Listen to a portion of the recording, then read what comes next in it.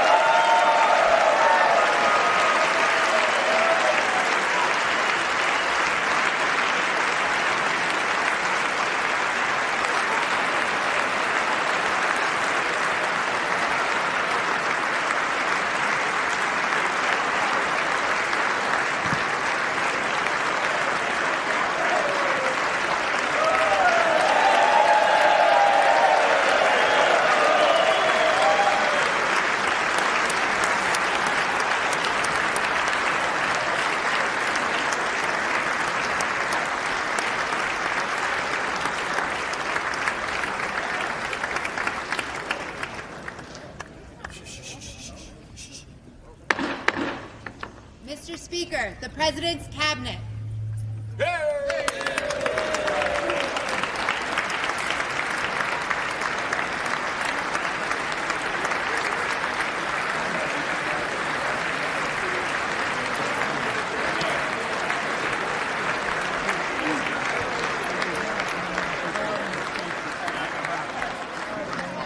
That's true. I should have done better.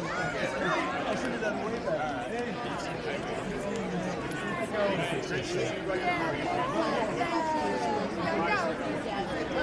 Secretary, can't wait to connect with you. You have so much fun. Yes.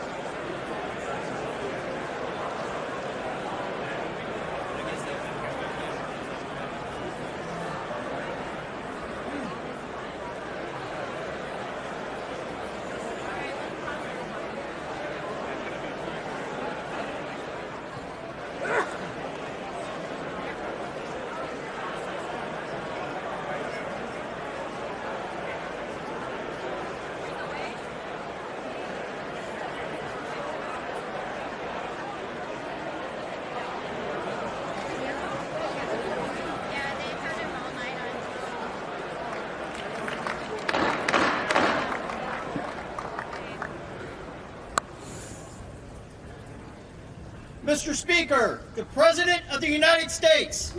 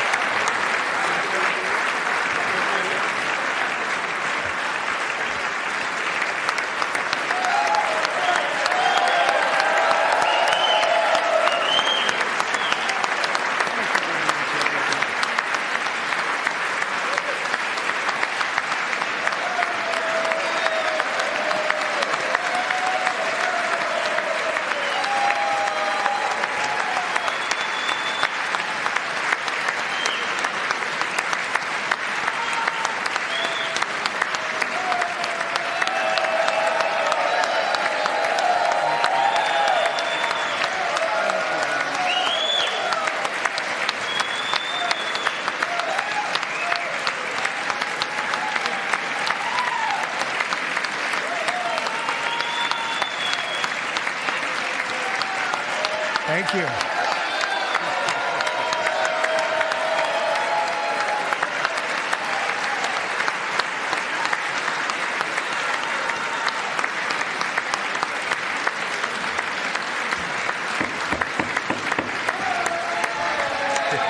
Thank you very much. Thank you very much. It's a great honor. Thank you very much.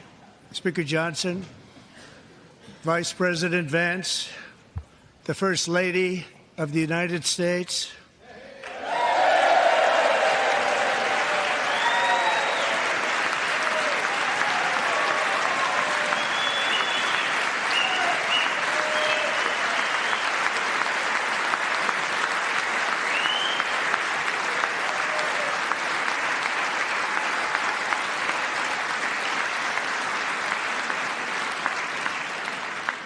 members of the United States Congress, thank you very much.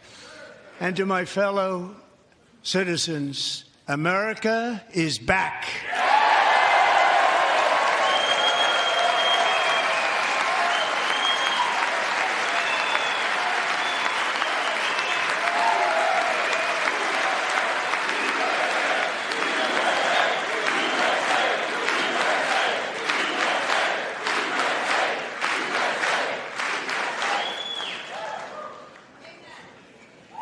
6 weeks ago, I stood beneath the dome of this Capitol and proclaimed the dawn of the golden age of America.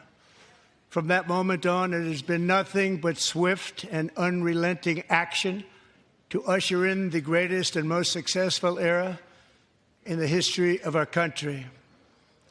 We have accomplished more in 43 days than most administrations accomplished in 4 years or 8 years, and we are just getting started.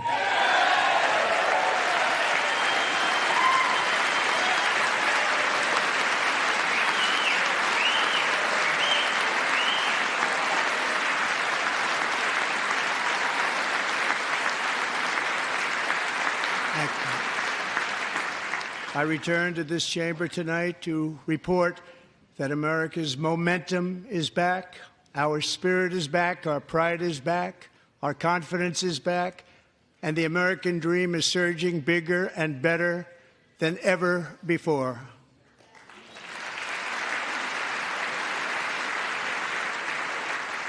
The American dream is unstoppable, and our country is on the verge of a comeback, the likes of which the world has never witnessed and perhaps will never witness again. There's never been anything like it.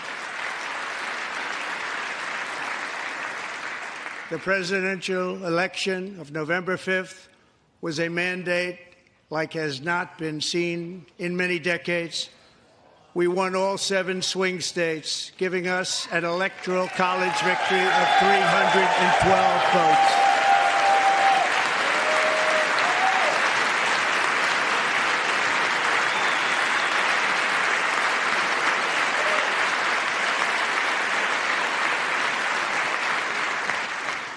We won the popular vote by big numbers and won counties in our country.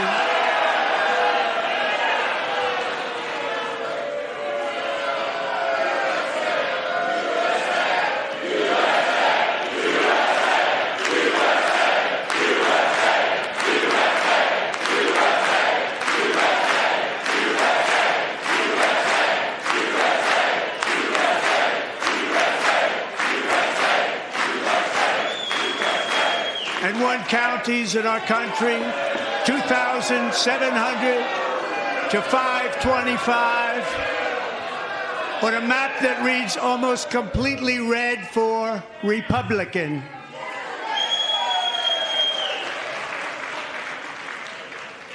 Now, for the first time in modern history, more Americans believe that our country is headed in the right direction than the wrong direction. In fact, it's an astonishing record, 27-point swing, the most ever.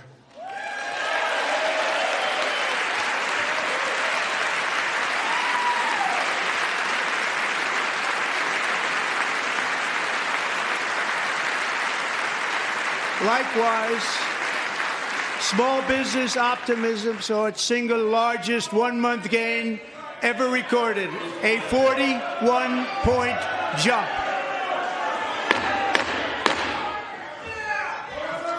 Members are directed to uphold and maintain decorum in the House and to cease any further disruptions. That's your warning.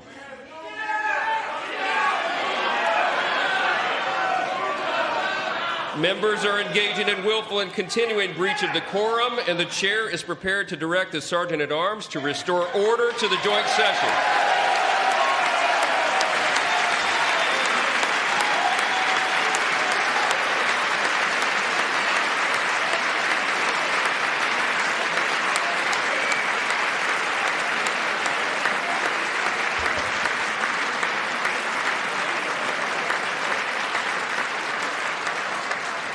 Mr. Green, take your seat. Take your seat, sir. Take your seat. Finding that members continue to engage in willful and concerted disruption of proper decorum, the chair now directs the Sergeant-at-Arms to restore order. Remove this gentleman from the chamber.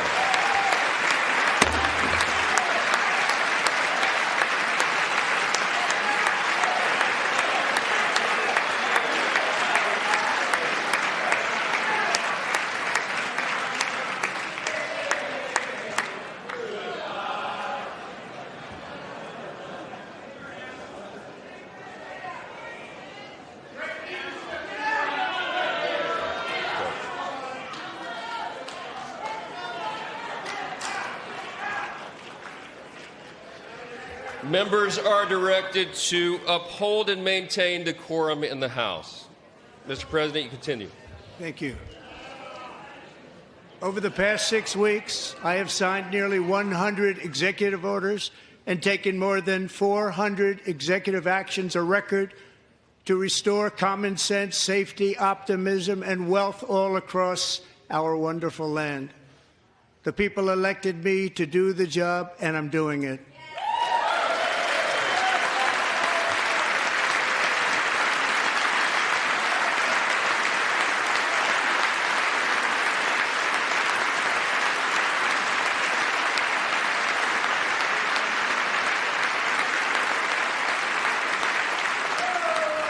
In fact, it has been stated by many that the first month of our presidency, it's our presidency, is the most successful in the history of our nation.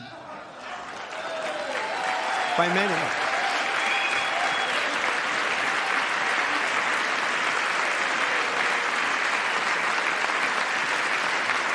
And what makes it even more impressive is that, do you know who number 2 is?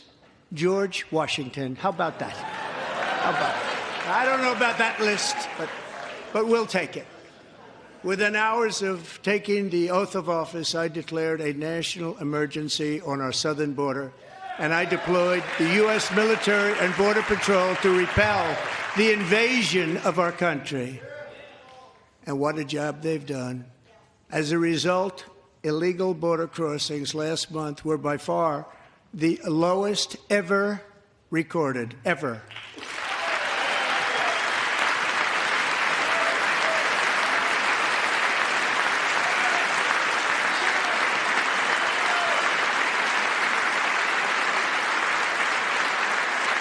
They heard my words and they chose not to come. Much easier that way. In comparison, under Joe Biden, the worst president in American history, there were hundreds of thousands of illegal crossings a month, and virtually all of them, including murderers, drug dealers, gang members, and people from mental institutions and insane asylums, were released into our country. Who would want to do that? This is my 5th such speech to Congress. And once again, I look at the Democrats in front of me, and I realize there is absolutely nothing I can say to make them happy or to make them stand or smile or applaud. Nothing I can do. I could find a cure to the most devastating disease, a disease that would wipe out entire nations, or announce the answers to the greatest economy in history or the stoppage of crime to the lowest levels ever recorded. And these people sitting right here will not clap, will not stand, and certainly will not cheer for these astronomical achievements. They won't do it, no matter what. Five times I've been up here. It's very sad, and it just shouldn't be this way.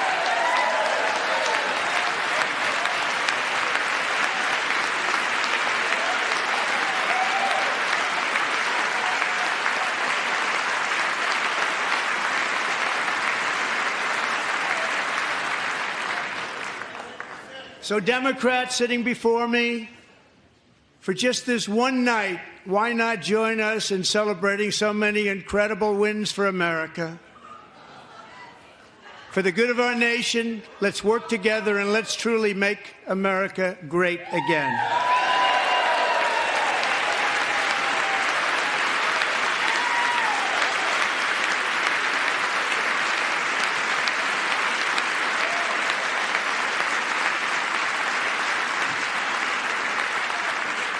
Every day, my administration is fighting to deliver the change America needs to bring a future that America deserves, and we're doing it. This is a time for big dreams and bold action. Upon taking office, I imposed an immediate freeze on all federal hiring, a freeze on all new federal regulations, and a freeze on all foreign aid.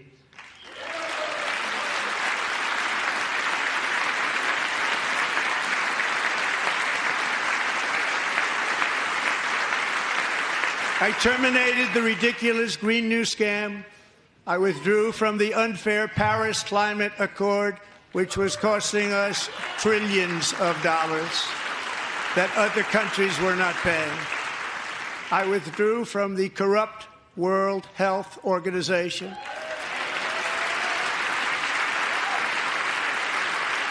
And I also withdrew from the anti-American UN Human Rights Council.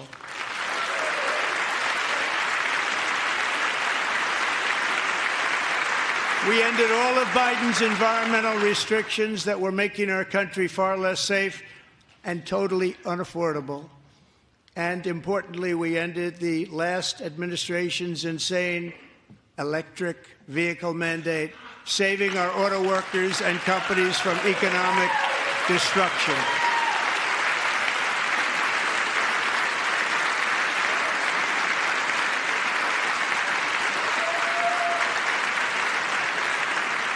To unshackle our economy, I have directed that for every one new regulation, 10 old regulations must be eliminated, just like I did in my very successful first term.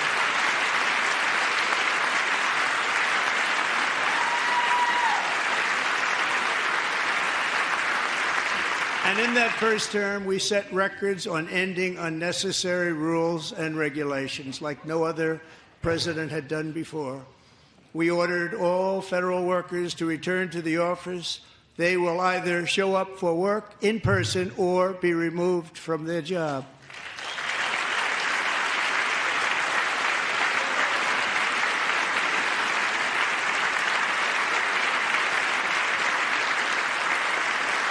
And we have ended weaponized government where, as an example, a sitting president is allowed to viciously prosecute his political opponent, like me. How did that work out? Not too good. Not too good.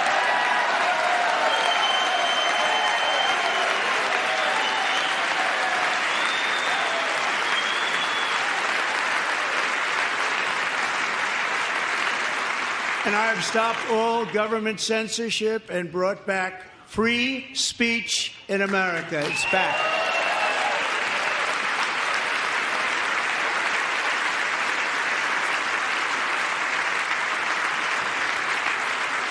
And 2 days ago, I signed an order making English the official language of the United States of America.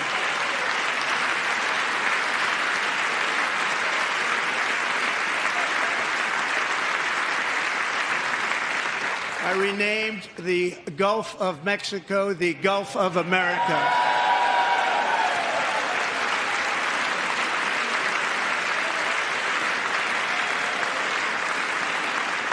And likewise, I renamed, for a great president, William McKinley, Mount McKinley again.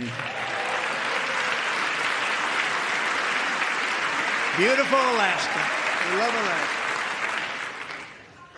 We've ended the tyranny of so-called diversity, equity, and inclusion policies all across the entire federal government and indeed the private sector and our military.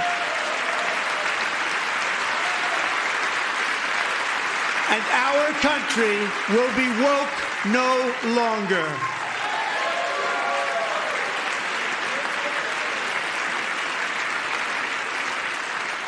We believe that whether you are a doctor, an accountant, a lawyer, or an air traffic controller, you should be hired and promoted based on skill and competence, not race or gender. Very important.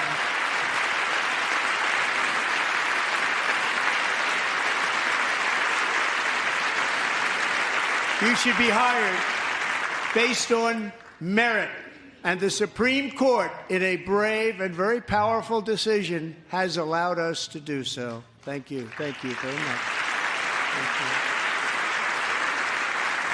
you. We have removed the poison of critical race theory from our public schools, and I signed an order making it the official policy of the United States government that there are only two genders, male and female.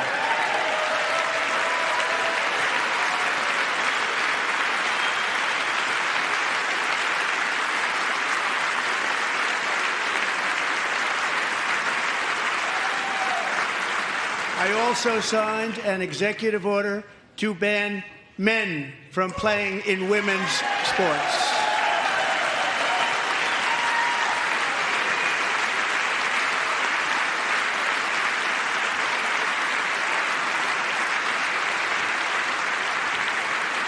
Three years ago, Peyton McNabb was an all-star high school athlete, one of the best, preparing for a future in college sports. But when her girls' volleyball match was invaded by a male, he smashed the ball so hard in Peyton's face, causing traumatic brain injury, partially paralyzing her right side, and ending her athletic career. It was a shot like she's never seen before. She's never seen anything like it. Peyton is here tonight in the gallery, and Peyton, from now on, schools will kick the men off the girls' team, or they will lose all federal funding.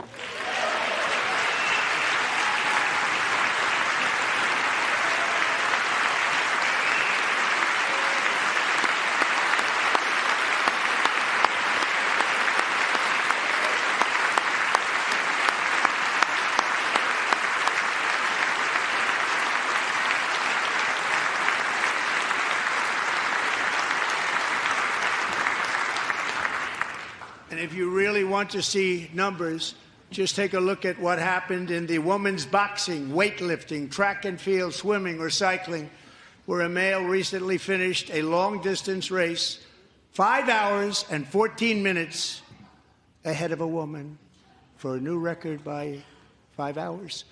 Broke the record by 5 hours. It's demeaning for women, and it's very bad for our country. We're not going to put up with it any longer.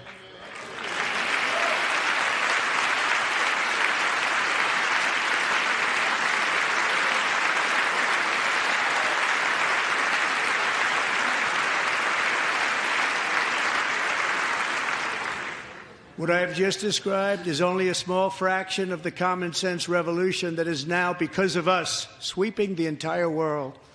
Common sense has become a common theme, and we will never go back. Never. Never going to let that happen.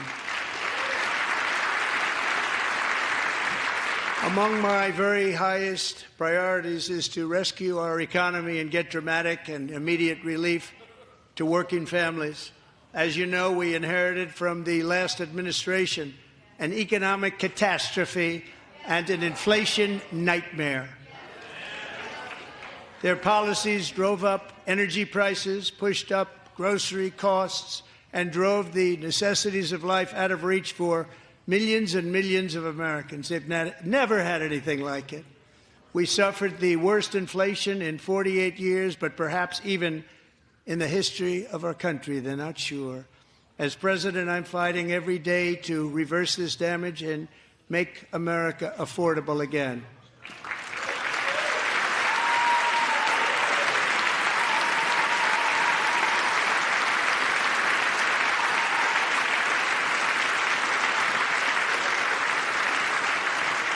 Joe Biden especially let the price of eggs get out of control. The egg price is out of control, and we're working hard to get it back down. Secretary, do a good job on that. You inherited a total mess from the previous administration. Do a good job.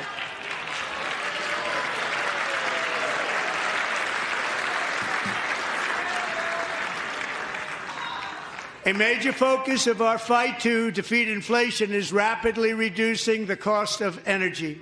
The previous administration cut the number of new oil and gas leases by 95%, slowed pipeline construction to a halt, and closed more than 100 power plants. We are opening up many of those power plants right now.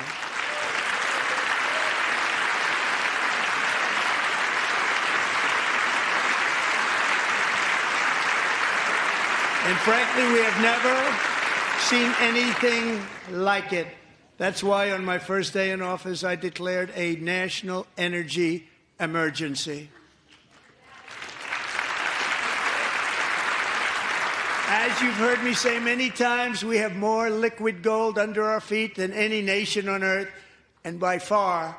And now I fully authorize the most talented team ever assembled to go and get it. It's called Drill, Baby, Drill.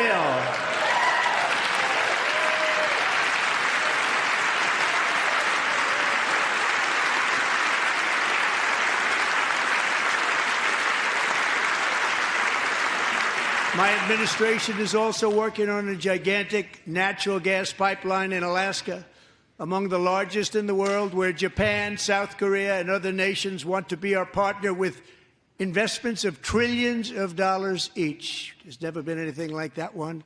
It will be truly spectacular. It's all set to go. The permitting is gotten.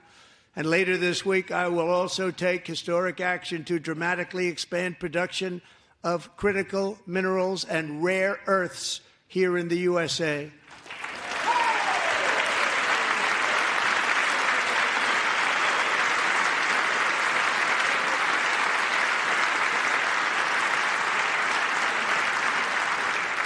To further combat inflation, we will not only be reducing the cost of energy, but will be ending the flagrant waste of taxpayer dollars.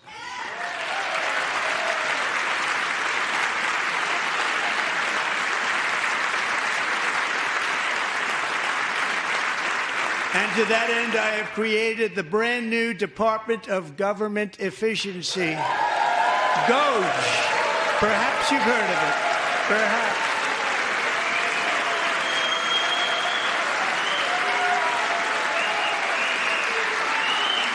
Which is headed by Elon Musk, who is in the gallery tonight.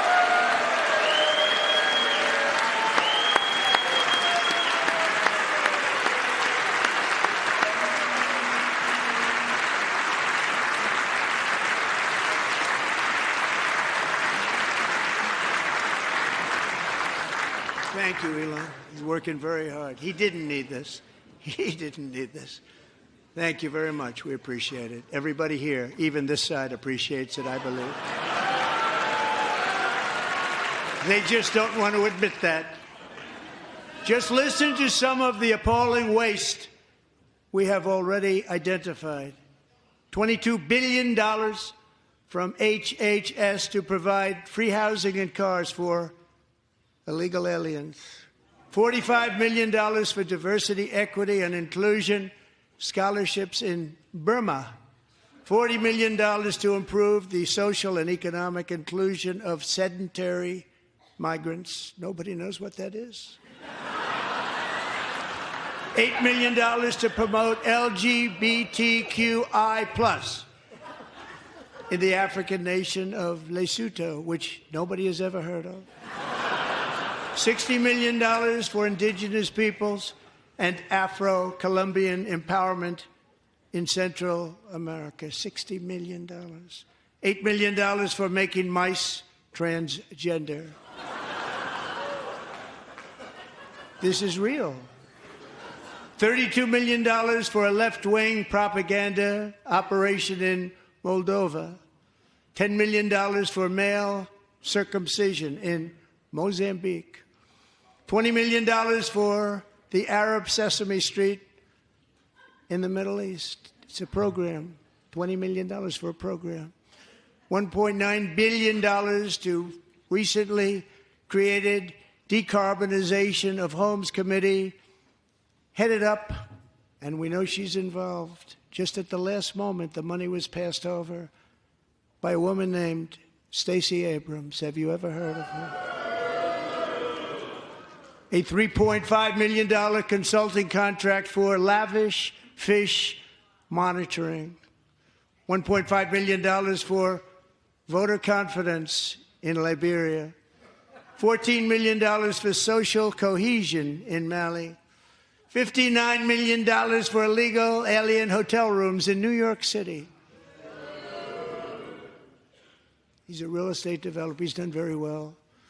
$250,000 to increase vegan local climate action innovation in Zambia. $42 million for social and behavior change in Uganda. $14 million for improving public procurement in Serbia. $47 million for improving learning outcomes in Asia. Asia's doing very well with learning. We know what we're doing. We should use it ourselves. And $101 million for DEI contracts at the Department of Education. The most ever paid, nothing even like it. Under the Trump administration, all of these scams, and they're far worse, but I didn't think it was appropriate to talk about them. They're so bad. Many more have been found out and exposed and swiftly terminated by a group of very intelligent, mostly young people, headed up by Elon, and we appreciate it. We found hundreds of billions of dollars of fraud.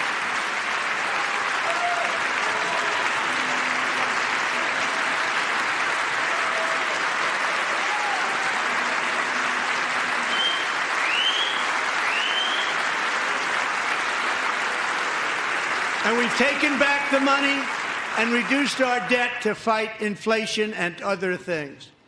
Taken back a lot of that money. We got it just in time. This is just the beginning. The Government Accountability Office, a federal government office, has estimated annual fraud of over $500 billion in our nation, and we are working very hard to stop it. We're going to. We're also identifying shocking levels of incompetence and probable fraud in the Social Security program for our seniors and that our seniors and people that we love rely on. Believe it or not, government databases list 4.7 million Social Security members from people aged 100 to 109 years old. It lists 3.6 million people from ages 110 to 119. I don't know any of them. I know some people that are rather elderly, but not quite that elderly. 3.47 million people from ages 120 to 129. 3.9 million people from ages 130 to 139. 3.5 million people from ages 140 to 149. And money is being paid to many of them, and we're searching right now. In fact, Pam, good luck. Good luck. You're going to find it. But a lot of money is paid out to people because it just keeps getting paid, and nobody does, and it really hurts Social Security and hurts our country. 1.3 million people from ages 150 to 159, and over 130,000 people, according to the Social Security databases, are age over 160 years old. We have a healthier country than I thought, Bobby.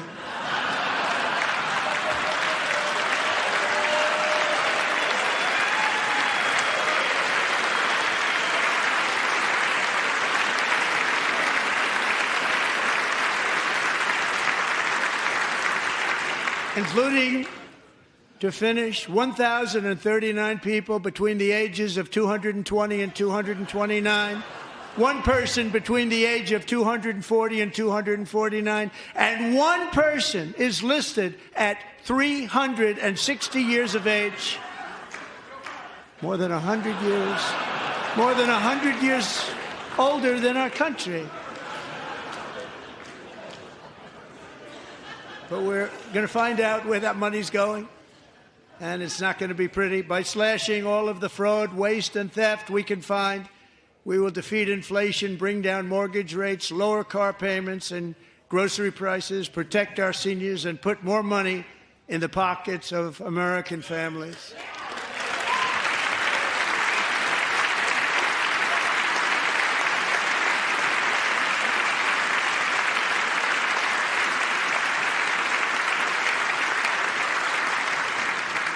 And today, interest rates took a beautiful drop, big, beautiful drop. It's about time.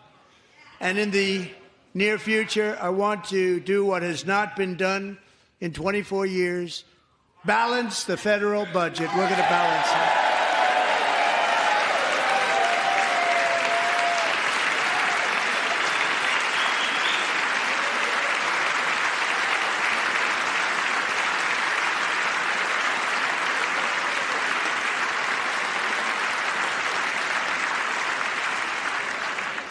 With that goal in mind, we have developed in great detail what we are calling the Gold Card, which goes on sale very, very soon.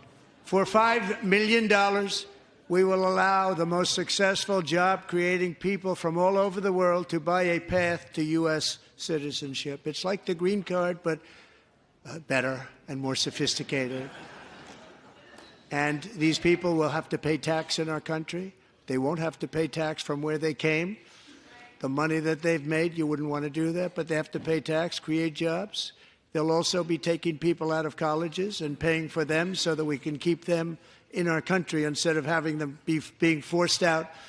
Number one, at the top school, as an example, being forced out and not being allowed to stay and create tremendous numbers of jobs and great success for a company out there. So while we take out the criminals, killers, traffickers, and child predators who are allowed to enter our country under the open border policy of these people, the Democrats, the Biden administration, the open border insane policies that you've allowed to destroy our country, we will now bring in brilliant, hardworking, job-creating people. They're going to pay a lot of money, and we're going to reduce our debt with that money.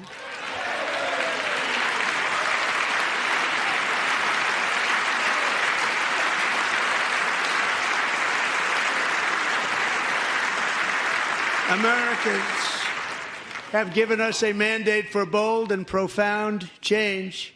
For nearly 100 years, the federal bureaucracy has grown until it has crushed our freedoms, ballooned our deficits, and held back America's potential in every possible way. The nation founded by pioneers and risk-takers now drowns under millions and millions of pages of regulations and debt. Approvals that should take 10 days to get instead take 10 years, 15 years, and even 20 years before you're rejected. Meanwhile, we have hundreds of thousands of federal workers who have not been showing up to work. My administration will reclaim power from this unaccountable bureaucracy, and we will restore true democracy to America again.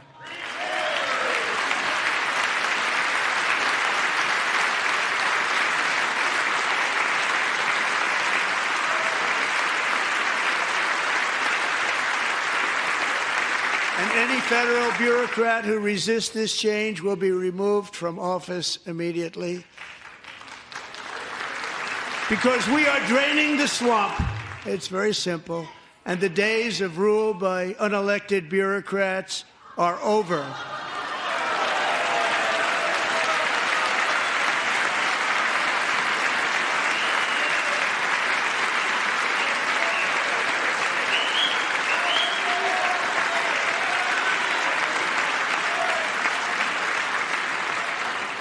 And the next phase of our plan to deliver the greatest economy in history is for this Congress to pass tax cuts for everybody. They're in there. They're waiting for you to vote.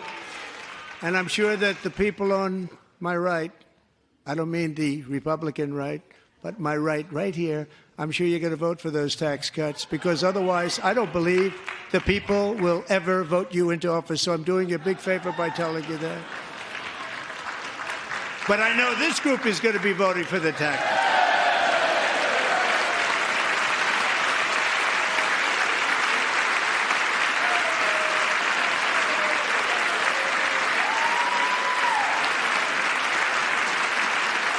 Thank you. It's a very, very big part of our plan. We had tremendous success in our first term with it. A very big part of our plan. We're seeking permanent income tax cuts all across the board. And to get urgently needed relief to Americans hit especially hard by inflation, I'm calling for no tax on tips, no tax on overtime, and no tax on Social Security benefits for our great seniors.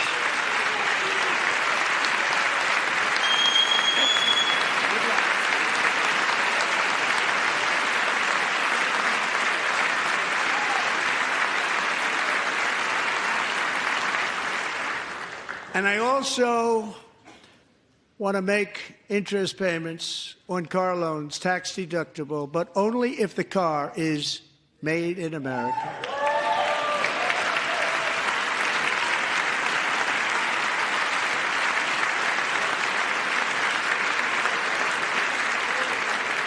And by the way, we're going to have growth in the auto industry like nobody's ever seen. Plants are opening up all over the place. Deals are being made. Never seen. That's a combination of the election win and tariffs. It's a beautiful word, isn't it? That, along with our other policies, will allow our auto industry to absolutely boom. It's going to boom. Spoke to the majors today, all three, the top people, and they're so excited. In fact, already numerous car companies have announced that they will be building massive automobile plants in America, with Honda just announcing a new plant in Indiana, one of the largest anywhere in the world.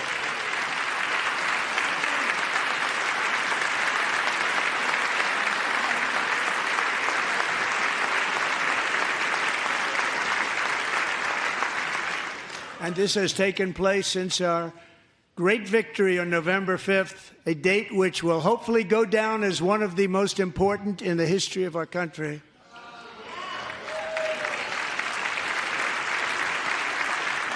In addition, as part of our tax cuts, we want to cut taxes on domestic production and all manufacturing.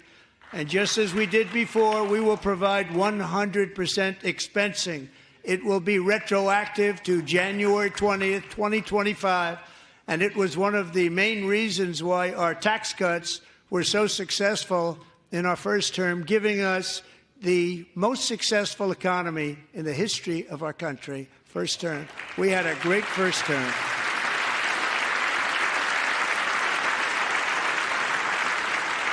If you don't make your product in America, however, under the Trump administration, you will pay a tariff, and in some cases, a rather large one. Other countries have used tariffs against us for decades, and now it's our turn to start using them against those other countries. On average, the European Union, China, Brazil, India, Mexico, and Canada, have you heard of them? And countless other nations charge us tremendously higher tariffs than we charge them. It's very unfair. India charges us auto tariffs higher than 100%. China's average tariff on our products is twice what we charge them. And South Korea's average tariff is 4 times higher. Think of that, 4 times higher. And we give so much help militarily and in so many other ways to South Korea. But that's what happens. This is happening by friend and foe. This system is not fair to the United States and never was. And so on April 2nd, I wanted to make it April 1st, but I didn't want to be accused of April Fool's Day. That's not, just one day cost us a lot of money.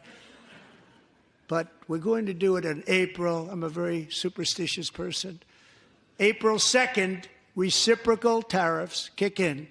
And whatever they tariff us, other countries, we will tariff them. That's reciprocal, back and forth. Whatever they tax us, we will tax them. If they do non-monetary tariffs to keep us out of their market, then we will do non-monetary barriers to keep them out of our market. There's a lot of that, too. They don't even allow us in their market.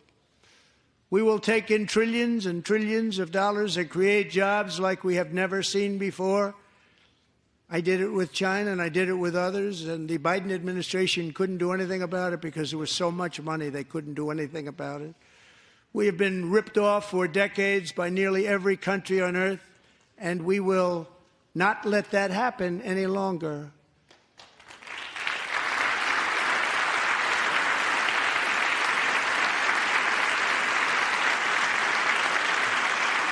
Much has been said over the last 3 months about Mexico and Canada, but we have very large deficits with both of them. But even more importantly, they've allowed fentanyl to come into our country at levels never seen before, killing hundreds of thousands of our citizens and many very young, beautiful people, destroying families. Nobody's ever seen anything like it. They are, in effect, receiving subsidies of hundreds of billions of dollars. We pay subsidies to Canada and to Mexico of hundreds of billions of dollars, and the United States will not be doing that any longer. We're not going to do it any longer.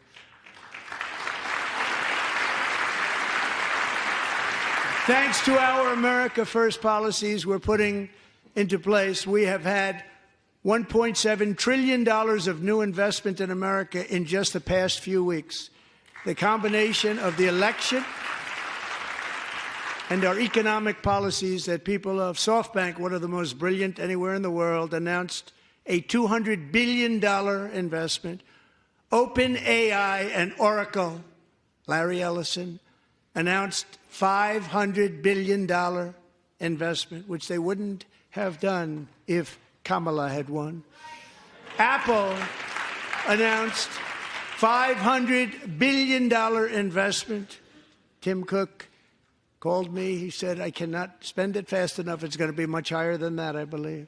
They'll be building their plants here instead of in China.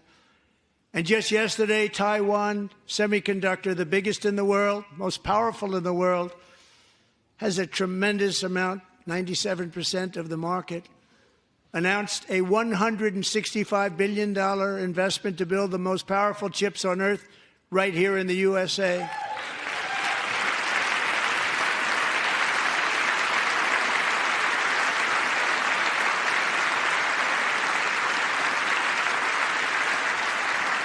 And we're not giving them any money. Your CHIPS Act is a horrible, horrible thing. We give hundreds of billions of dollars, and it doesn't mean a thing. They take our money and they don't spend it. All that meant to them, we're giving them no money. All that was important to them was they didn't want to pay the tariffs, so they came and they're building, and many other companies are coming. We don't have to give them money. We just want to protect our businesses and our people.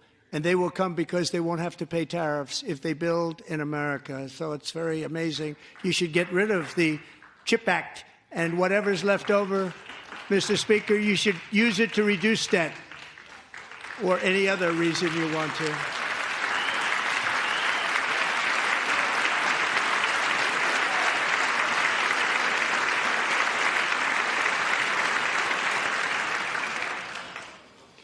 Our new trade policy will also be great for the American farmer. I love the farmer. Who will now be selling into our home market, the USA, because nobody is going to be able to compete with you. because there's goods that come in from other countries and companies. They're really in a bad position in so many different ways. They're uninspected. They may be very dirty and disgusting, and they come in and they pour in, and they hurt our American farmers. The tariffs will go on agricultural product coming into America, and our farmers, starting on April 2nd, it may be a little bit of an adjustment period. We had that before when I made the deal with China, $50 billion of purchases, and I said, just bear with me, and they did. They did. Probably have to bear with me again, and this will be even better. That was great. The problem with it was that Biden didn't enforce it. He didn't enforce it. $50 billion of purchases, and we were doing great, but Biden did not enforce it, and it hurt our farmers. But our farmers are going to have a field day right now. So to our farmers, have a lot of fun. I love you too. I love you too. It's all going to happen.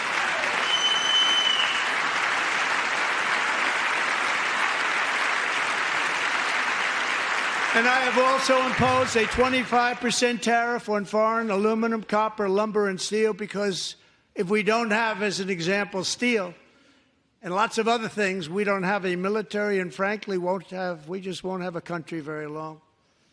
Here today is a proud American steelworker, fantastic person from Decatur, Alabama, Jeff Denard. Has been working at the same steel plant for 27 years in a job that has allowed him to serve as the captain of his local volunteer fire department, raise 7 children with his beautiful wife, Nicole, and over the years provide a loving home for more than 40 foster children. So great, Jeff.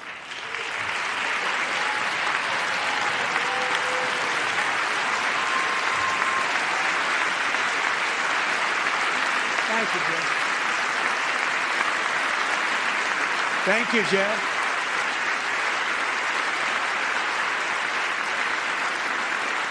Stories like Jeff's remind us that tariffs are not just about protecting American jobs. They're about protecting the soul of our country.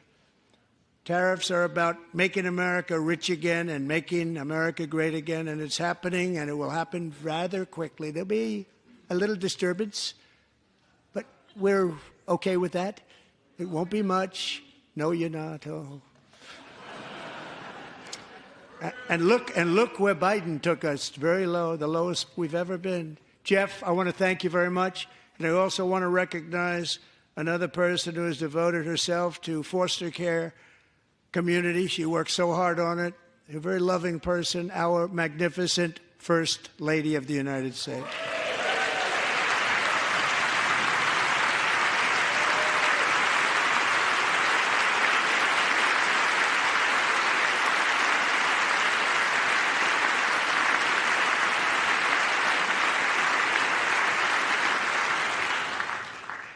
Melania's work has yielded incredible results, helping prepare our nation's future leaders as they enter the workforce. Our First Lady is joined by 2 impressive young women, very impressive. Haley Ferguson, who benefited from the First Lady's Fostering the Future initiative and is poised to complete her education and become a teacher. And Elliston Berry, who became a victim of an illicit deepfake image produced by a peer. With Elliston's help, the Senate just passed the Take It Down Act, and this is so important. Thank you very much, John. John Thune, thank you. Stand up, John. Thank you, John.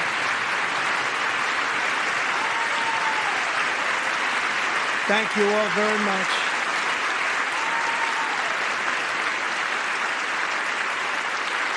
Thank you. And thank you to John Thune and the Senate. Great job. To criminalize the publication of such images online is a terrible, terrible thing. And once it passes the House, I look forward to signing that bill into law. Thank you. And I'm going to use that bill for myself, too, if you don't mind. Because nobody gets treated worse than I do online. Nobody. That's great. Thank you very much to the Senate. Thank you. But if we truly care about protecting Americans' children, no step is more crucial than securing America's borders. Over the past 4 years, 21 million people poured into the United States. Many of them were murderers, human traffickers, gang members, and other criminals from the streets of dangerous cities all throughout the world. Because of Joe Biden's insane and very dangerous open border policies, they are now strongly embedded in our country, but we are getting them out and getting them out fast.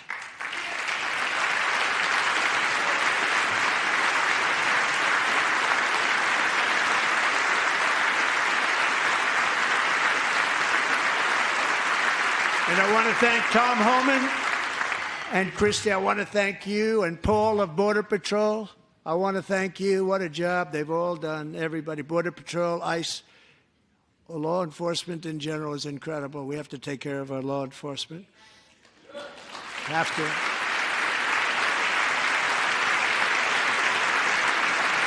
Last year,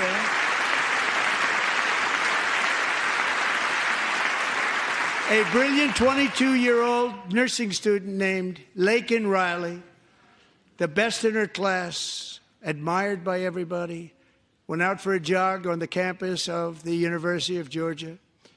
That morning, Laken was viciously attacked, assaulted, beaten, brutalized, and horrifically murdered. Laken was stolen from us by a savage illegal alien gang member who was arrested while trespassing across Biden's open southern border and then set loose into the United States under the heartless policies of that failed administration. It was indeed a failed administration. He had then been arrested and released in a Democrat-run sanctuary city, a disaster, before ending the life of this beautiful young angel. With us this evening are Laken's beloved mother, Allison, and her sister, Lauren.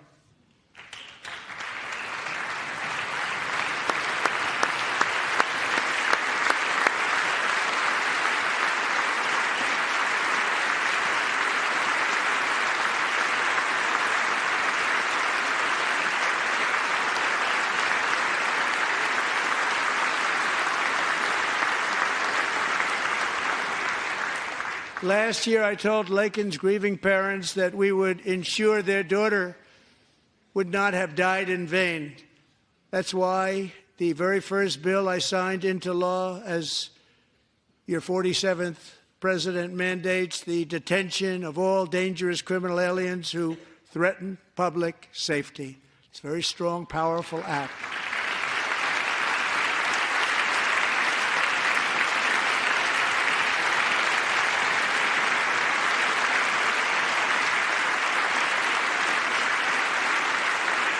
It's called the Laken-Riley Act. So Allison and Lauren, America will never, ever forget our beautiful Laken Hope Riley.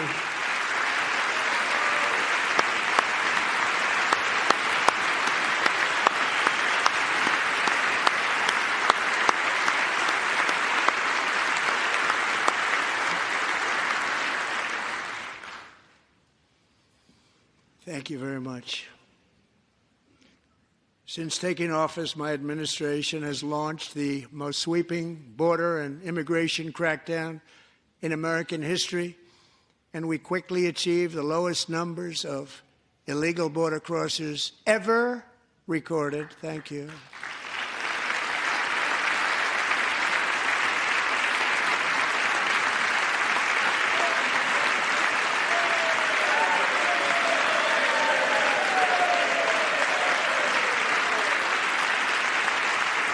The media and our friends in the Democrat Party kept saying we needed new legislation. We must have legislation to secure the border. But it turned out that all we really needed was a new president.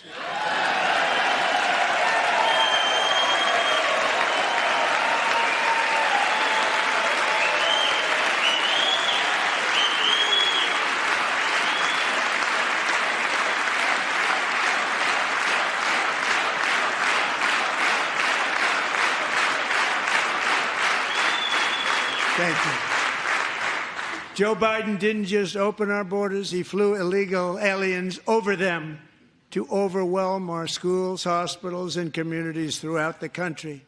Entire towns like Aurora, Colorado, and Springfield, Ohio, buckled under the weight of the migrant occupation and corruption like nobody's ever seen before. Beautiful towns destroyed. Now, just as I promised in my inaugural address, we are achieving the great liberation of America.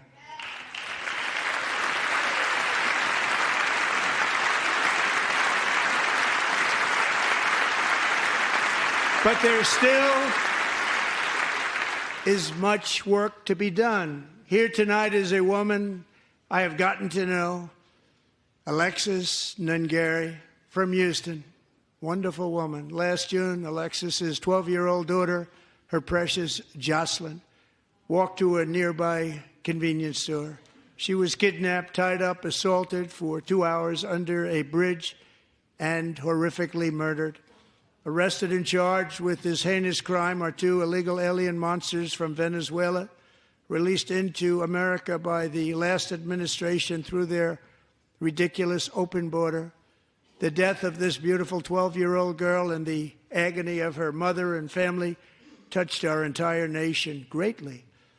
Alexis, I promised that we would always remember your daughter, your magnificent daughter, and earlier tonight I signed an order keeping my word to you. One thing I have learned about Jocelyn is that she loved animals so much. She loved nature. Across Galveston Bay, from where Jocelyn lived in Houston, you will find a magnificent national wildlife refuge, a pristine, peaceful, 34,000-acre sanctuary for all of God's creatures on the edge of the Gulf of America. Alexis, moments ago, I formally renamed that refuge in loving memory of your beautiful daughter, Jocelyn. So, Mr. Vice President, if you would, may I have the order?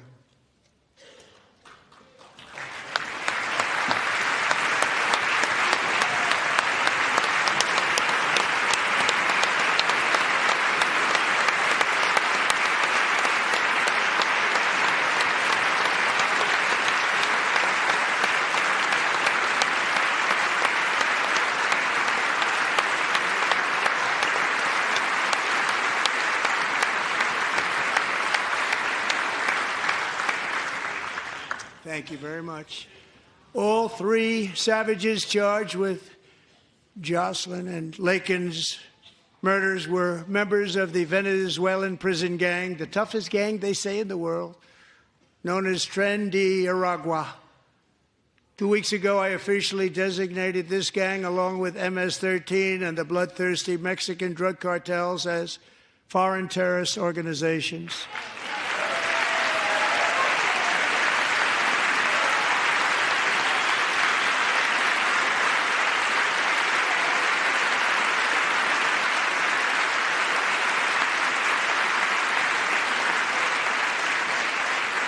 They are now officially in the same category as ISIS, and that's not good for them.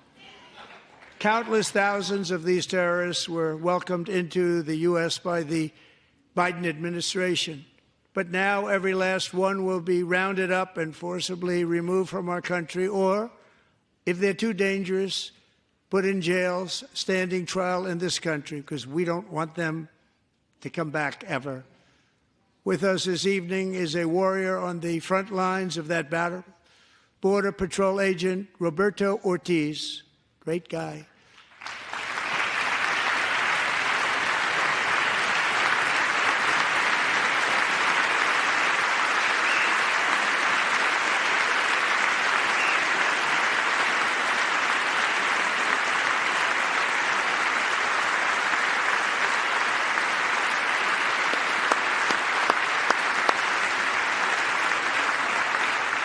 In January, Roberto and another agent were patrolling by the Rio Grande near an area known as Cartel Island. Doesn't sound too nice to me. When heavily armed gunmen started shooting at them. Roberto saw that his partner was totally exposed, at great danger, and he leapt into action, returning fire and providing crucial seconds for his fellow agent to seek safety, just barely. I have some of the prints of that event, and it was not good. Agent Ortiz, we salute you for your great courage and for your line of fire that you took and for the bravery that you showed. We honor you, and we will always honor you. Thank you, Roberto, very much.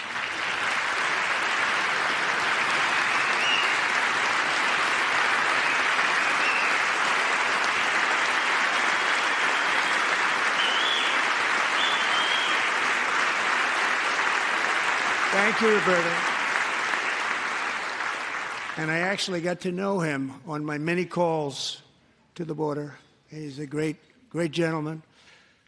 The territory to the immediate south of our border is now dominated entirely by criminal cartels that murder, rape, torture, and exercise total control. They have total control over a whole nation, posing a grave threat to our national security.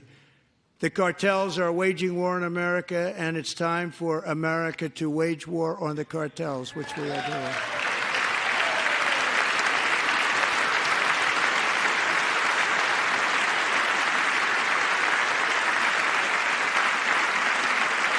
Five nights ago, Mexican authorities, because of our tariff policies being imposed on them, think of this, handed over to us 29 of the biggest cartel leaders in their country. That has never happened before. They want to make us happy. First time ever.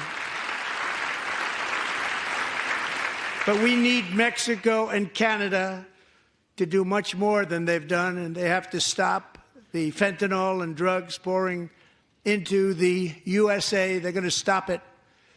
I have sent Congress a detailed funding request laying out exactly how we will eliminate these threats to protect our homeland and complete the largest deportation operation in American history, larger even than current record holder President Dwight D. Eisenhower, a moderate man, but someone who believed very strongly in borders. Americans expect Congress to send me this funding without delay so I can sign it into law. So, Mr. Speaker, John Thune, both of you, I hope you're going to be able to do that, Mr. Speaker. Thank you. Mr. Leader, thank you. Thank you very much. And let's get it to me. I'll sign it so fast, you won't even believe it.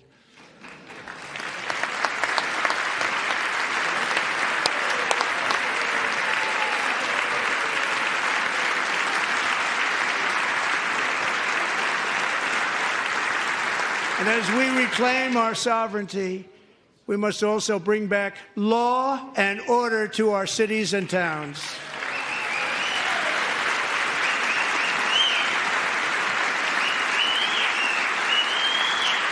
In recent years, our justice system has been turned upside down by radical left lunatics. Many jurisdictions virtually ceased enforcing the law against dangerous repeat offenders while weaponizing law enforcement against political opponents like me.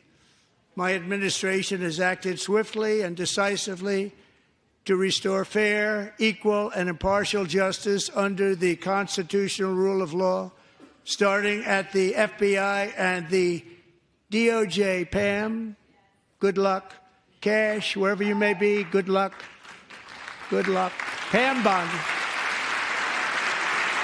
Good luck. So important. Going to do a great job. Cash, thank you. Thank you, Cash.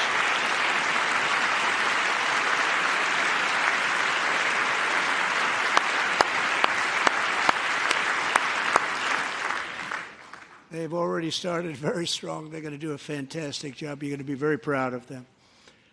We're also once again giving our police officers the support, protection, and respect they so dearly deserve. They have to get it. They have such a hard, dangerous job, but we're going to make it less dangerous. The problem is the bad guys don't respect the law, but they're starting to respect it, and they soon will respect it. This also includes our great fire departments throughout the country. Our firemen and women are unbelievable people, and I will never forget them. And besides that, they voted for me in record numbers, so I have no choice.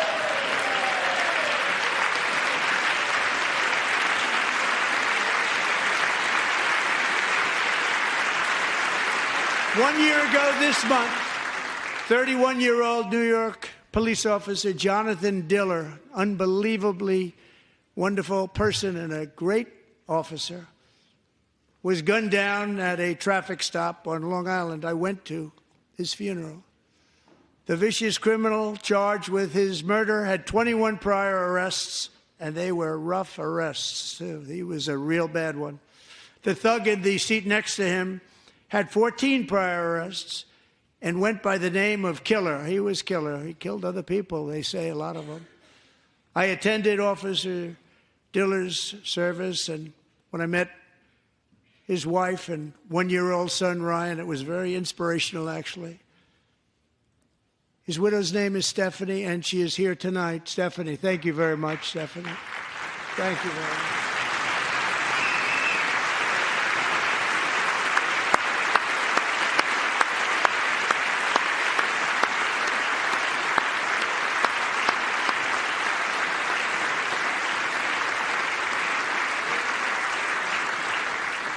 Stephanie, we're going to make sure that Ryan knows his dad was a true hero, New York's finest, and we're going to get these cold-blooded killers and repeat offenders off our streets, and we're going to do it fast. Got to stop it. They get out with 28 arrests. They push people into subway trains. They hit people over the head, back of the head with baseball bats. We got to get them out of here. I've already signed an executive order requiring a mandatory death penalty for anyone who murders a police officer, and tonight I'm asking Congress to pass that policy into permanent law.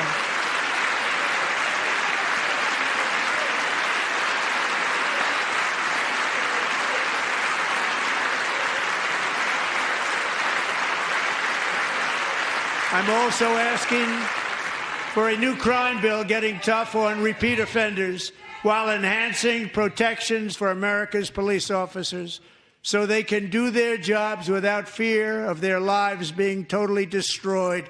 They don't want to be killed. We're not going to let them be killed.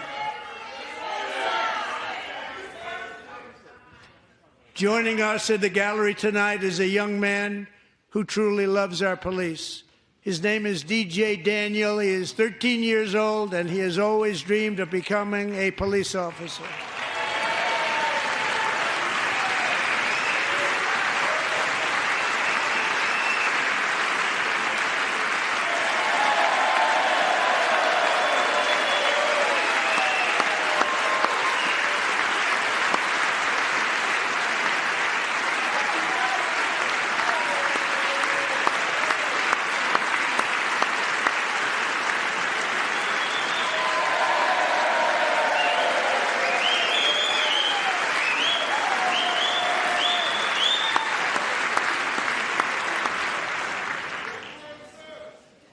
But in 2018, DJ was diagnosed with brain cancer. The doctors gave him 5 months at most to live. That was more than 6 years ago.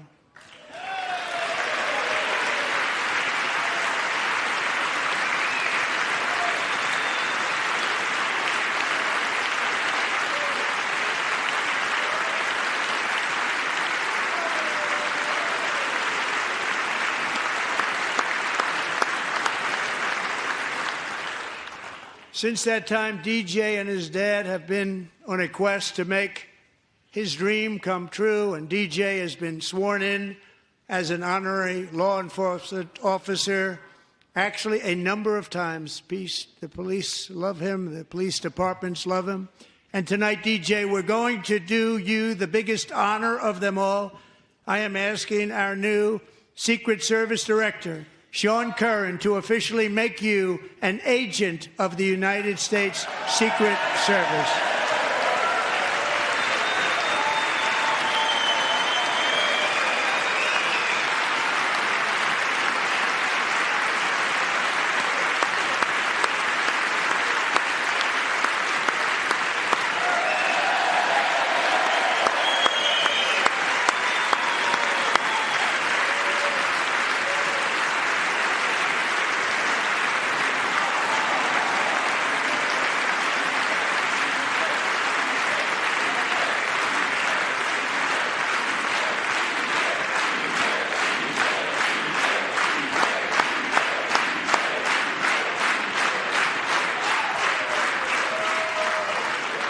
DJ.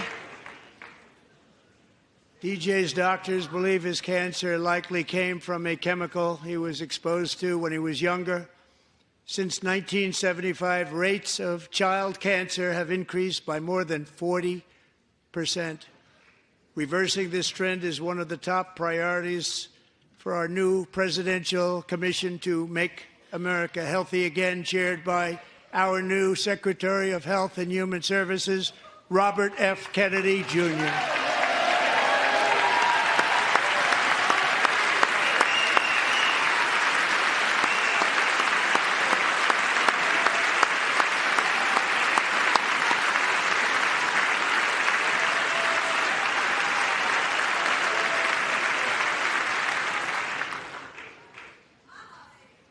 With the name Kennedy, you would have thought everybody over here would have been cheering. How quickly they forget. Our goal is to get toxins out of our environment, poisons out of our food supply, and keep our children healthy and strong.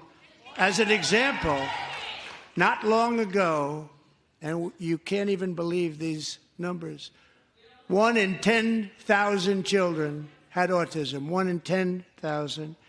And now it's 1 in 36. There's something wrong. 1 in 36. Think of that. So we're going to find out what it is, and there's nobody better than Bobby and all of the people that are working with you. You have the best to figure out what is going on. Okay, Bobby? Good luck. It's a very important job. Thank you.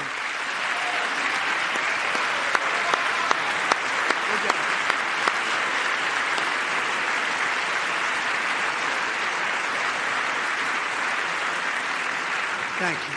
My administration is also working to protect our children from toxic ideologies in our schools.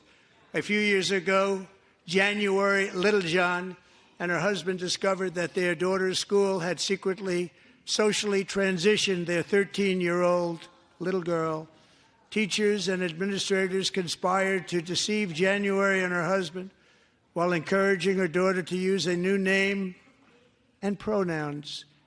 They, them pronoun, actually, all without telling January, who is here tonight and is now a courageous advocate against this form of child abuse. January, thank you. Thank you. Thank you very much.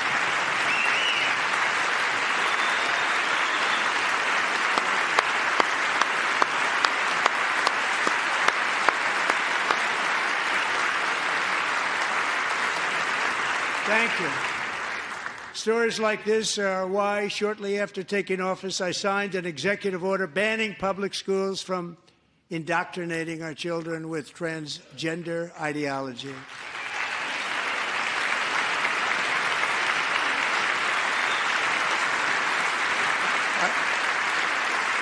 I also signed an order to cut off all taxpayer funding to any institution that engages in the sexual mutilation of our youth.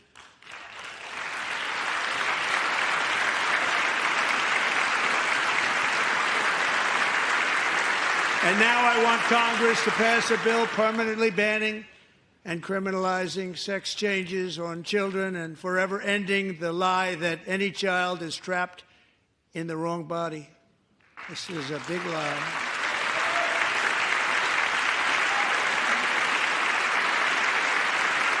And our message to every child in America is that you are perfect exactly the way God made you.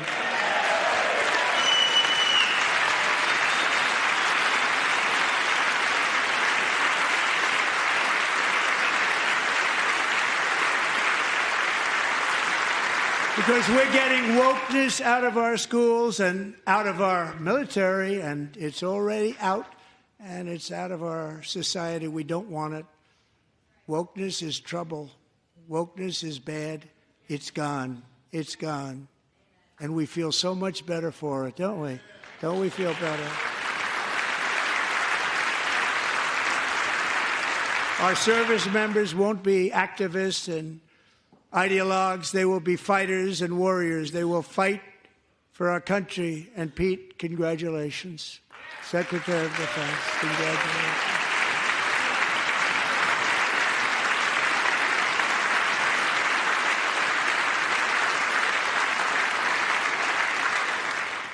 And he's not big into the woke movement, I can tell you.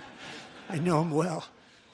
I am pleased to report that in January, the U.S. Army had its single best recruiting month in 15 years, and that all armed services are having among the best recruiting results ever in the history of our services. What a difference.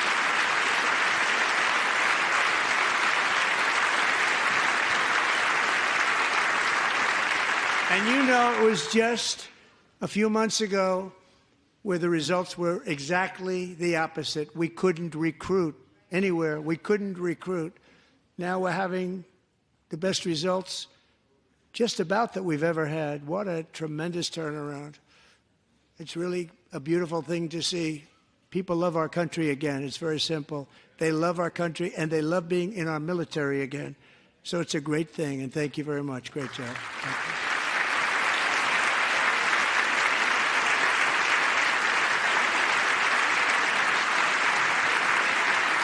We're joined tonight by a young man, Jason Hartley, who knows the weight of that call of duty. Jason's father, grandfather, and great-grandfather all wore the uniform. Jason tragically lost his dad, who was also a Los Angeles County Sheriff's deputy when he was just a boy, and now he wants to carry on the family legacy of service. Jason is a senior in high school, a 6-letter varsity athlete, a really good athlete, they say, a brilliant student with a 4.46, that's good, GPA. And his greatest dream is to attend the U.S. Military Academy at West Point.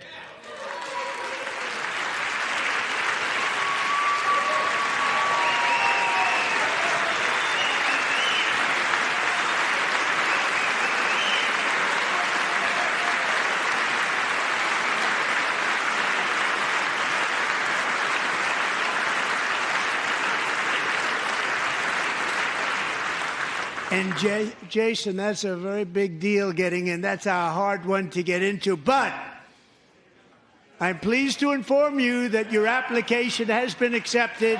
You will soon be joining the Corps of Cadets.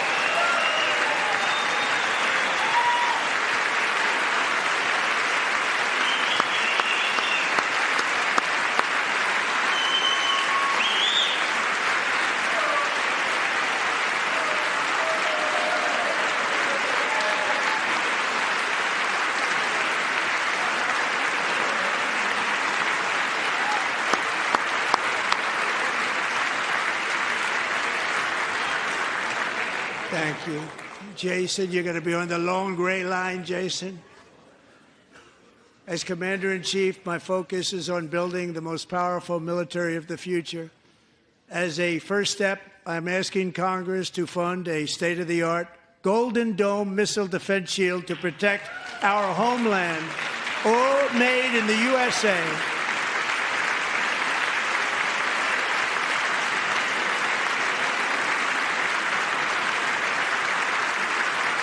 And Ronald Reagan wanted to do it long ago, but the technology just wasn't there, not even close. But now we have the technology. It's incredible, actually. And other places, they have it. Israel has it. Other places have it. And the United States should have it too, right, Tim, right? They should have it too. So I want to thank you. But it's a very, very important. This is a very dangerous world. We should have it. We want to be protected, and we're going to protect our citizens like never before. To boost our defense industrial base, we are also going to resurrect the American shipbuilding industry, including commercial shipbuilding and military shipbuilding.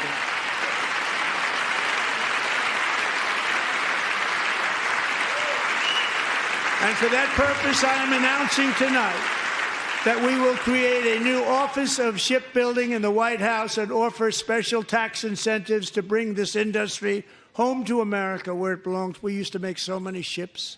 We don't make them anymore very much, but we're going to make them very fast, very soon.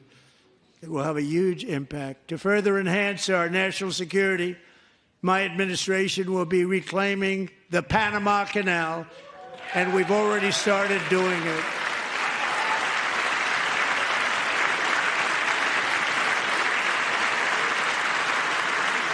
Just today, a large American company announced they are buying both ports around the Panama Canal and lots of other things having to do with the Panama Canal and a couple of other canals.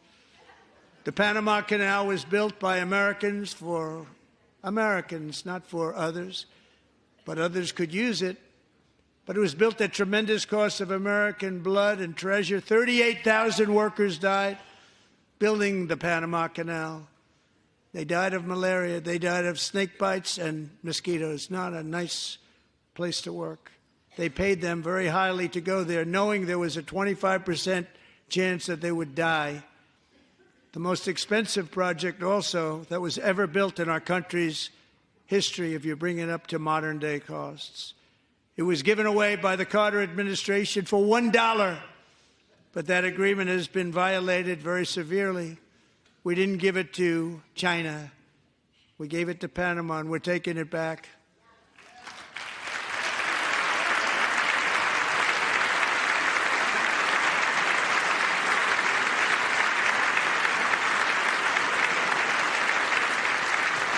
And we have Marco Rubio in charge. Good luck, Marco.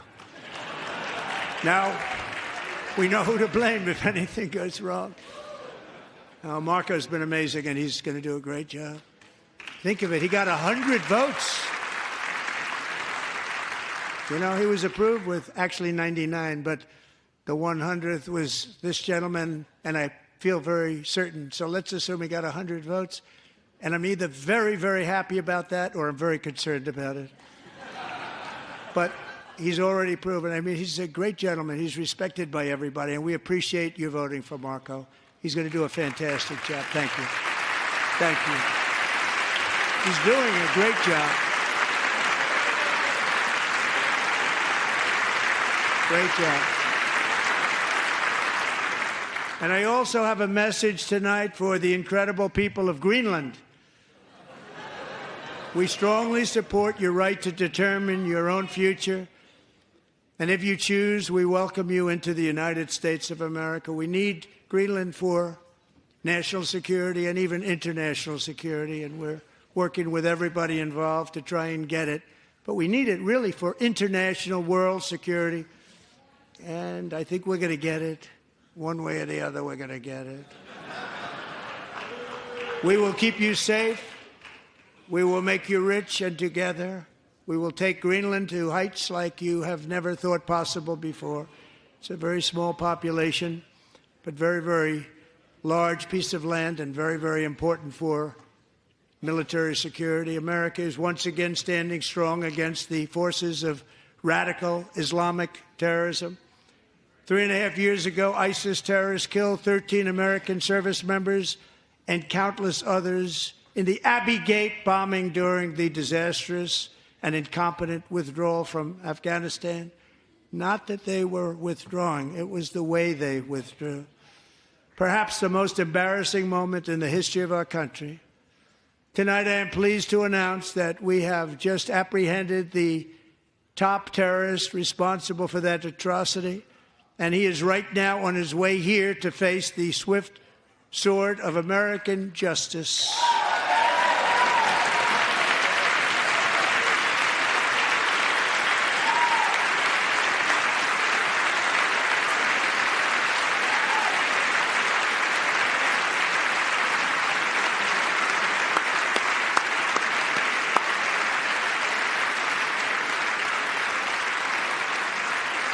And I want to thank especially the government of Pakistan for helping arrest this monster. This was a very momentous day for those 13 families who I actually got to know very well, most of them, whose children were murdered, and the many people that were so badly, over 42 people, so badly injured on that fateful day in Afghanistan. What a horrible day. Such incompetence was shown that when Putin saw what happened, I guess he said, wow, maybe this is my chance. That's how bad it was. Should have never happened. Grossly incompetent people. I spoke to many of the parents and loved ones, and they're all in our hearts tonight. Just spoke to them on the phone. We had a big call. Every one of them called, and Everybody was on the line, and they did nothing but cry with happiness. They were very happy, as happy as you can be under those circumstances. Their child, brother, sister, son, daughter was killed for no reason whatsoever. In the Middle East, we're bringing back our hostages from Gaza. In my first term, we achieved one of the most groundbreaking peace agreements in generations, the Abraham Accords.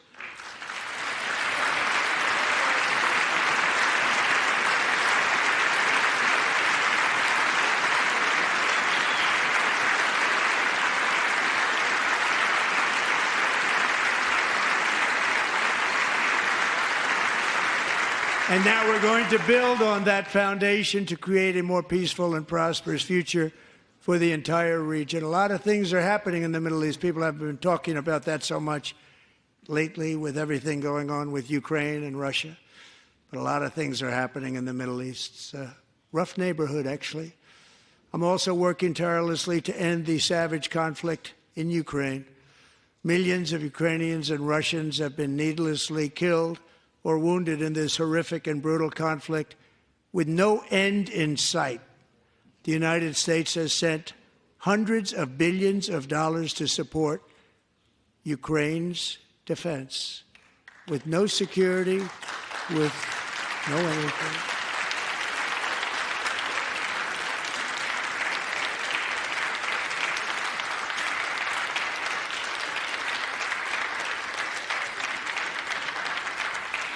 Do you want to keep it going for another 5 years? Yeah, you would say Pocahontas says yes.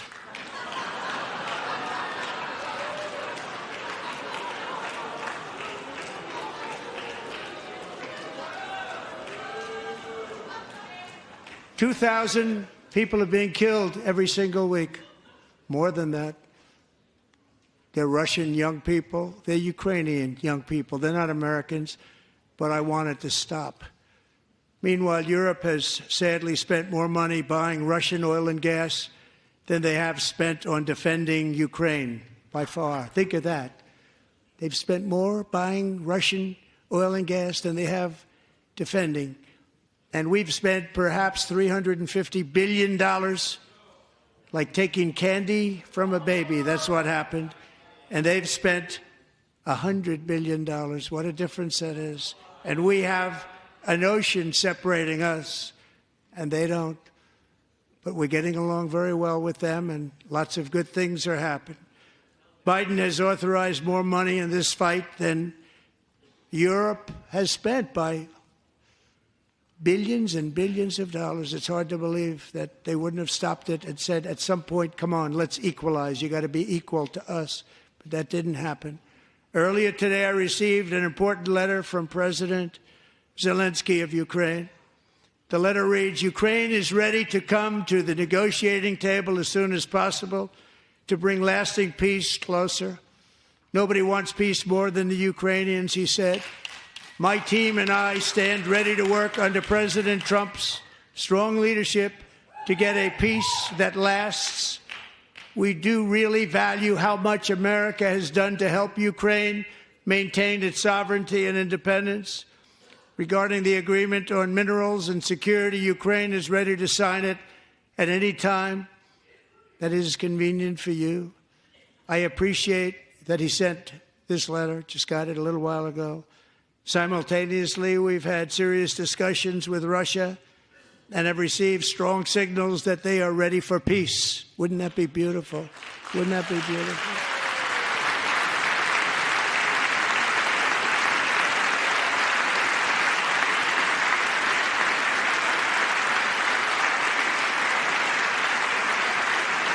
Wouldn't that be beautiful?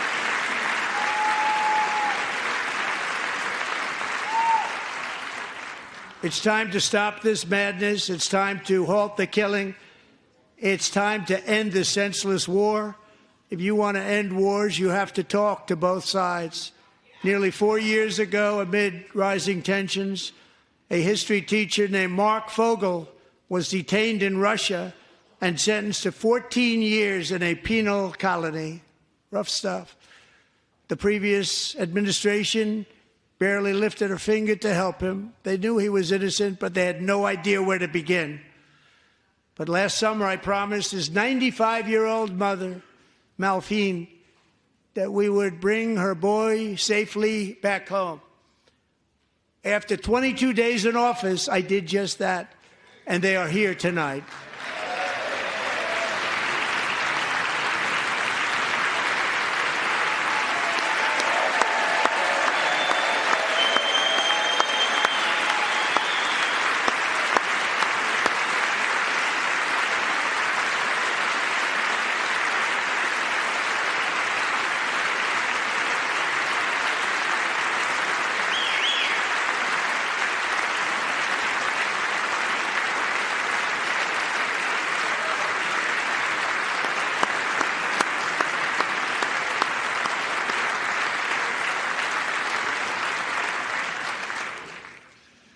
To Mark and his great mom, we are delighted to have you safe and sound and with us. As fate would have it, Mark Fogel was born in a small rural town in Butler, Pennsylvania. Have you heard of it? Where his mother has lived for the past 78 years. I just happened to go there last July 13th for a rally. That was not pleasant. And that is where I met his beautiful mom right before I walked onto that stage. And I told her I would not forget what she said about her son. And I never did I? Never forgot. Less than 10 minutes later, at that same rally, gunfire rang out, and a sick and deranged assassin unloaded 8 bullets from his sniper's perch into a crowd of many thousands of people. My life was saved by a fraction of an inch, but some were not so lucky. Corey Comparator was a firefighter, a veteran, a Christian, a husband, a devoted father, and above all, a protector. When the sound of gunshots pierced the air, it was a horrible sound. Corey knew instantly what it was and what to do. He threw himself on top of his wife and daughters and shielded them from the bullets with his own body. Corey was hit really hard. You know the story from there. He sacrificed his life to save theirs. 2 others, very fine people, were also seriously hit. But thankfully, with the help of 2 great country doctors, we thought they were gone and they were saved. So those doctors had great talent. We're joined by Corey's wife, Helen, who was his high school sweetheart, and their 2 beloved daughters, Allison and Kaylee. Thank you.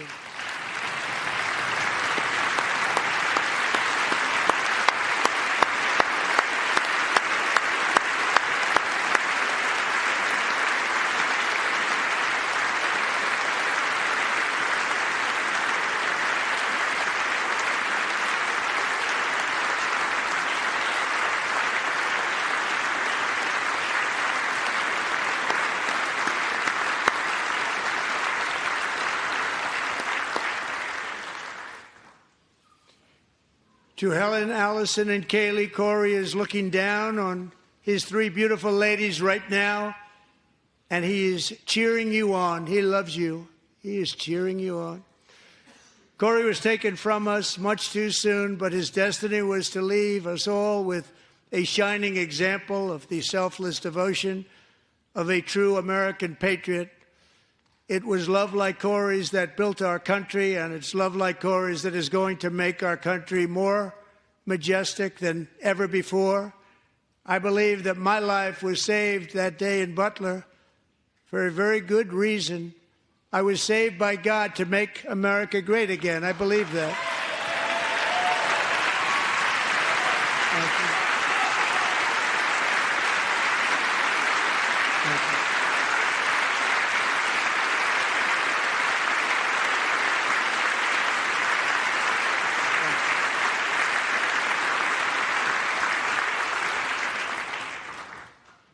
Thank you very much. From the patriots of Lexington and Concord to the heroes of Gettysburg and Normandy, from the warriors who crossed the Delaware to the trailblazers who climbed the Rockies, and from the legends who soared at Kitty Hawk to the astronauts who touched the moon, Americans have always been the people who defied all odds, transcended all dangers, made the most extraordinary sacrifices, and did whatever it took to defend our children, our country, and our freedom. And as we have seen in this chamber tonight, that same strength, faith, love, and spirit is still alive and thriving in the hearts of the American people. Despite the best efforts of those who would try to censor us, silence us, break us, destroy us, Americans are today a proud, free, sovereign, and independent nation that will always be free, and we will fight for it till death. We will never let anything happen to our beloved country, because we are a country of doers, dreamers, fighters, and survivors. Our ancestors crossed a vast ocean, strode into the unknown wilderness, and carved their fortunes from the rock and soil of a perilous and very dangerous frontier. They chased our destiny across a boundless continent. They built the railroads, laid the highways, and graced the world with American marvels like the Empire State Building, the mighty Hoover Dam, and the towering Golden Gate Bridge. They lit the world with electricity, broke free of the force of gravity, fired up the engines of American industry, vanquished the communists, fascists, and Marxists all over the world, and gave us countless modern wonders sculptured out of iron, glass, and steel. We stand on the shoulders of these pioneers who won and built the modern age, these workers who poured their sweat into the skylines of our cities, these warriors who shed their blood on fields of battle and gave everything they had for our rights and for our freedom. Now it is our time to take up the righteous cause of American liberty. And it is our turn to take America's destiny into our own hands and begin the most thrilling days in the history of our country. This will be our greatest era. With God's help, over the next 4 years, we are going to lead this nation even higher, and we are going to forge the freest, most advanced, most dynamic, and most dominant civilization ever to exist on the face of this earth. We are going to create the highest quality of life, build the safest and wealthiest and healthiest and most vital communities anywhere in the world. We are going to conquer the vast frontiers of science, and we are going to lead humanity into space and plant the American flag on the planet Mars and even far beyond.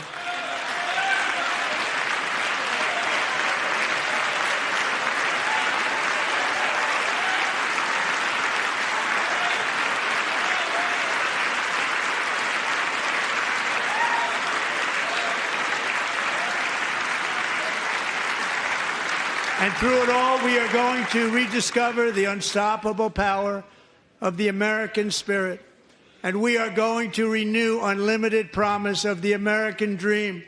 Every single day, we will stand up and we will fight, fight, fight for the country our citizens believe in and for the country our people deserve.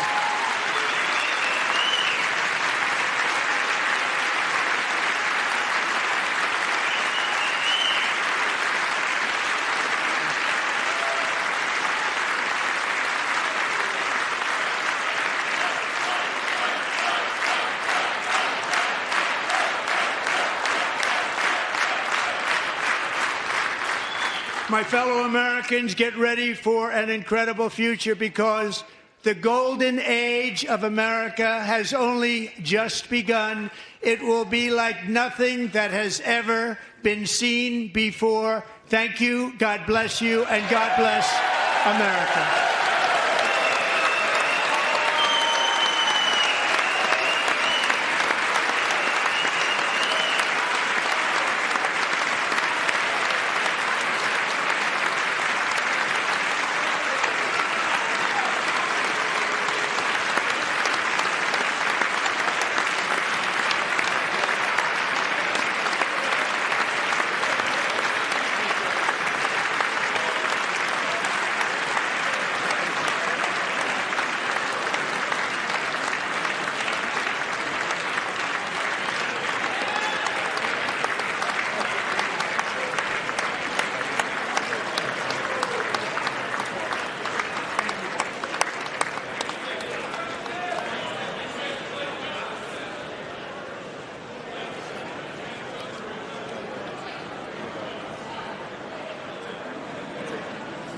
Thank you very much. Great job. Thank you. Great honor.